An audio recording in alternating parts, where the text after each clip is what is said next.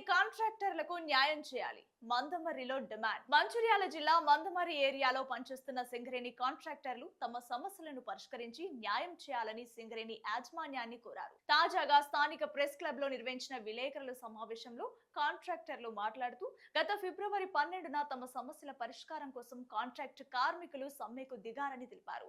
సమ్మెలో పాల్గొన్న కార్మికులకు ఆ కాలానికి వేతనాలు అందకపోవడంతో వారు ఆర్థికంగా నష్టపోయారని పేర్కొన్నారు.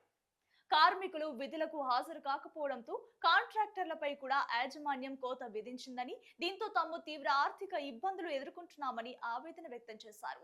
ఇప్పటికే పలు సమస్యలతో ఇబ్బందులు పడుతున్న తమపై అదనపు భారం పడకుండా సింగరేణి యాజమాన్యం కోతలను పునః పరిశీలించాలని విజ్ఞప్తి చేశారు.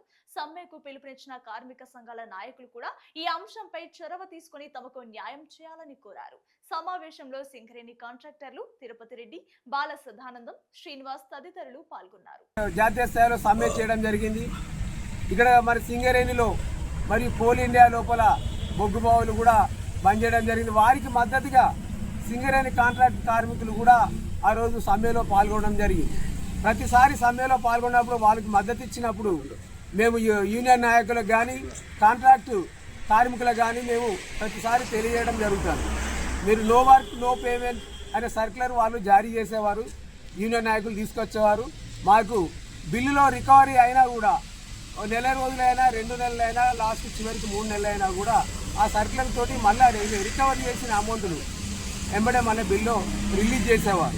కానీ ఇప్పుడు 12/2/2026 రోజున జరిగిన సమ్మెలో పాల్గొన్న కార్మికులు ఇప్పటి వరకు 6 నెలలు గడిచినా కూడా ఇప్పటి వరకు no work no payment circular జారీ చేయించలేకపోయింది. మేము గతంలో యూనియన్ నాయకులకు కూడా చెప్పడం జరిగింది, కాంట్రాక్ట్ కార్మికులకు కూడా చెప్పడం జరిగింది.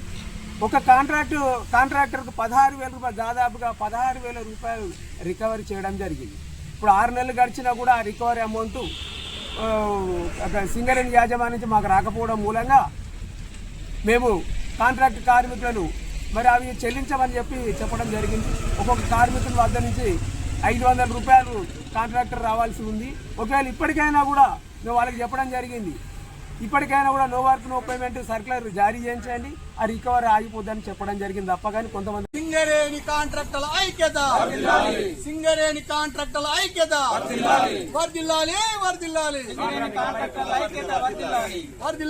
వర్ధిల్లాలి.